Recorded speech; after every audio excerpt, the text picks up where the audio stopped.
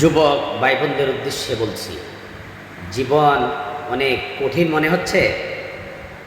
জীবন কিভাবে গড়বেন খুব tension feel করছেন? না, কোনো ফিল নয়। আপনাকে আল্লাহ তাআলা সৃষ্টি করেছে, উনি সব কিছুর সমাধান করে দিয়েছে।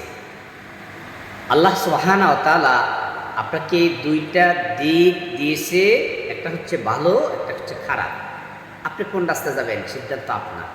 সিদ্ধান্ত কার? আপনার। সো আজ থেকে আপনি সিদ্ধান্ত নেবেন যে আপনি ভালো কর্ম করবেন না খারাপ কর্ম করবেন।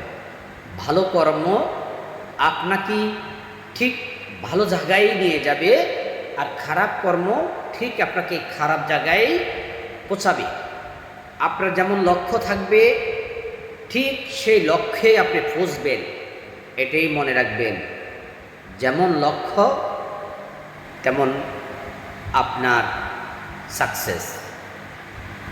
সো জীবন গড়তে হলে নিজের লক্ষ্যকে কাজে লাগান, নিজের লক্ষ্যকে কাজে লাগান, তাহলে আপনার জীবন আপনি সফলতার সর্বোচ্চ স্থানে পৌঁছে যেতে পারবেন ইনশাআল্লাহ।